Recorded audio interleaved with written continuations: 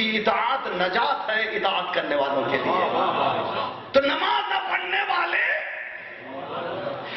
سید سجاد یہ فرما رہے ہیں امام زین العابدین علیہ الصلوۃ والسلام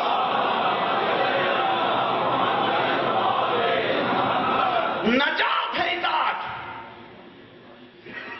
اور یہ خطیب کہہ رہا ہے کوئی ضرورت نہیں ہے. اتنی لذت کو ہاتھ سے کھو دیا.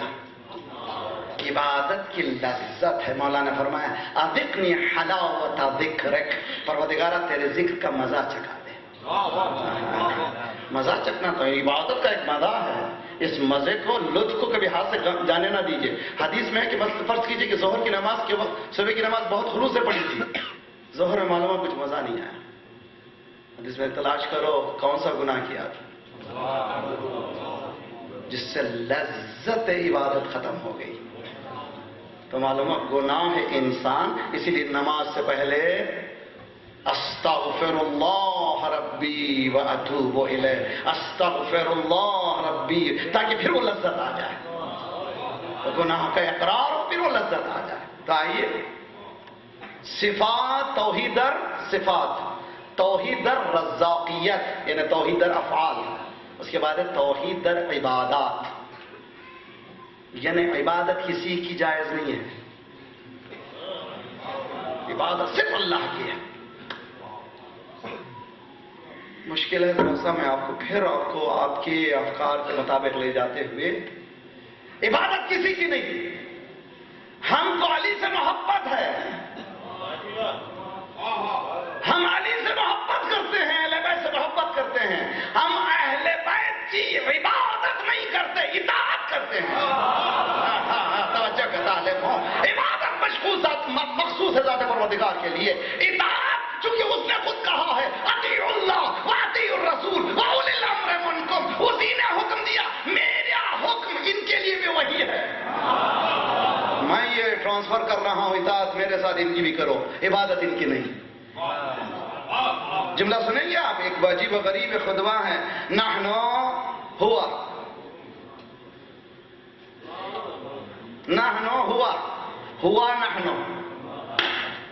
اللہ اکبر، مشکل مسئلہ ہے. ہوا ہوا، نحنو نحنو. ہم وہ ہیں، وہ ہم ہیں، وہ ہیں، ہم ہیں.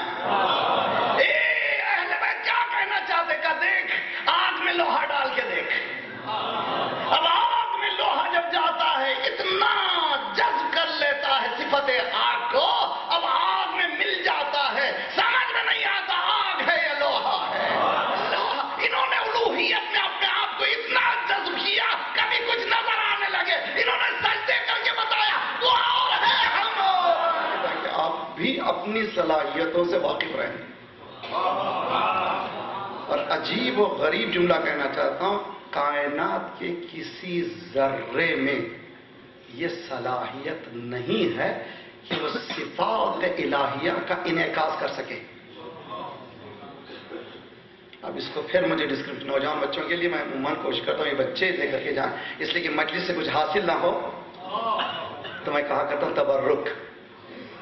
ایک تبرک ہے جو باہر ملتا ہے، ایک تبرک ہے جو یہاں ملتا ہے.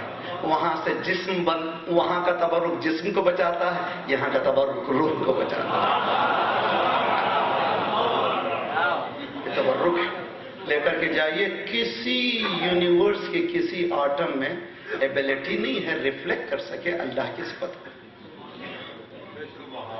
کسی میں نہیں ہے، یہ صلاحیت ہی نہیں ہے. خدا نے نہ زمین میں دیا ہے وہ صلاحیت، نہ آسمان میں، نہ سورج میں، نہ چاند میں. یہ بنے ہیں ان کے اپنے مقصد کے لیے. وہ بنایا ہے کس کے لیے؟ اب یہ عجیب و غریب حدیث قدسی کا جملہ ہے اور بس سمجھ میں نہیں آتا کیا جملہ ہے. خلقت الخلق لاجلک، اے انسان ساری کائنات تیرے لیے. خلقت الخلق لاجلک، خلقتک لاجلی، میں نے تجھے میرے لیے بنایا ہے. اب تیرے لیے ہے تو اس کا ہو جا. زمین کا کم ہوا، بیوی کا کم ہوا، شوہر کا کم ہوا، بچوں کا کم ہوا، اس کا ہو جا. جب اس کا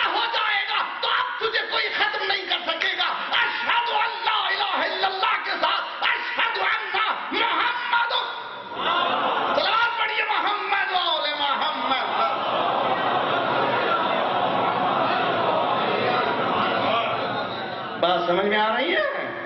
کوشش کرے، کسی آٹم میں یہ صلاحیت نہیں ہے ریفلیکٹ کر سکے صفات الہیہ کو۔ ہمارے پاس علم اخلاق میں بحث ہے کہ کیا انسان صفت ذات پروردگار کا منعکس کر سکتا ہے؟ نہیں، حدیث میں ہے کہ تخلقوا باخلاق اللہ، اپنے اخلاق کو اللہ کے اخلاق سے ملا دو۔ جی سمجھ میں نہیں آنے کی بات۔ یہاں تو خطیب کہتا ہے کہ وہ علی تھے،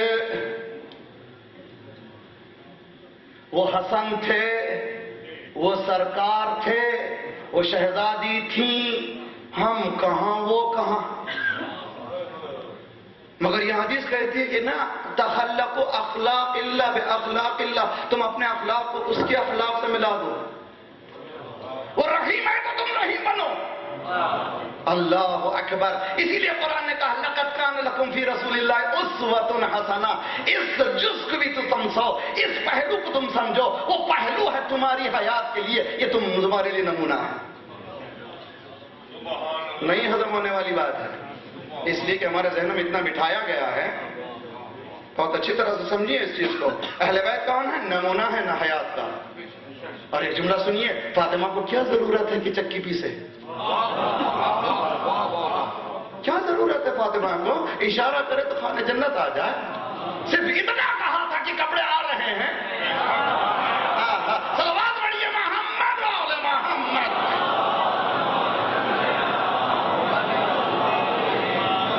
لقد تمجلت یدا، لقد تمجلت، ہاتھوں میں گٹھے آ گئے تھے، اتنی چکی پیسی تھی۔ کیوں؟ کہیں کسی جگہ پر کوئی غریب عورت مزدوری کرتے ہوئے شرمائے نہیں۔ میری شہزادی نے چکی پیسا ہے، اور کوئی مزدور فیلڈ میں مزدوری کرتے ہوئے شرمندگی کا احساس نہ کرے، میرے علی نے مزدوری کی ہے۔ نمونہ ہے حیات کا۔ اس نمونے کو سمجھنے کی کوشش کر رہے ہیں میرے ساتھ آپ لوگ۔ کون سا ہمارا پہلو ہے یہ پہلو ہم سے مربوط ہے۔ تو کوئی کائنات کا کوئی ذرہ یہ حقیقت نہیں رکھتا کہ منعکس کر سکے اللہ کے صفات کو۔ انسان میں خدا نے یہ صلاحیت دی ہے۔ توجہ کا طالب ہوں، وہ صفات الہیہ کا آئینہ بن سکے۔ تو اب آئینہ بننے کی ضرورت ہے، جتنا کلیئر آئینہ ہوگا اتنا ہی ریفلیکشن صحیح ہوگا۔ توجہ کرتا ہے لکھوں، اس آئینے میں گرد و غبار آئے استغفر اللہ کہو تاکہ ریفلیکشن میں کمی نہ آئے، انعکاس میں کمی نہ آئے، مسلسل کہو، اس لیے کہ اس کو ریفلیکٹ کرنا ہے۔ تو بس ہر انسان ممکن ہے ایک صفت الہیہ کا کچھ جز منعکس کر سکے۔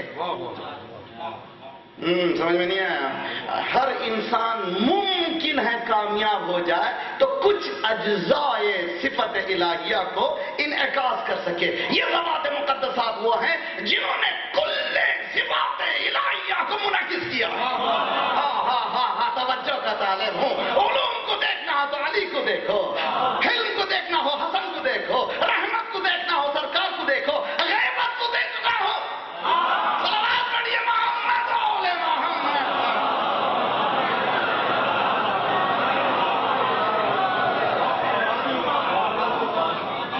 تو آپ کے پاس ٹائم ہے؟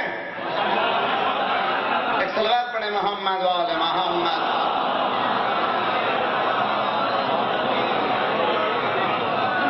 بسم اللہ الرحمن الرحیم، قل هو اللہ احد، قل کہہ دو۔ اب یہ تہوار ہے، کس نے کہا کس سے؟ اللہ کہہ رہا سرکار سے کہہ دو۔ سرکار تو عربی جانتے ہیں، مجھ جیسا طالب علم جانتا ہے تھوڑی بہت سی۔ قل کو کیا کرنا چاہیے؟ جب میں کہوں تو کہنا چاہیے تھا اقول اللہ احد، میں کہہ رہا ہوں اللہ احد ہے، لیکن خدا نے کہنا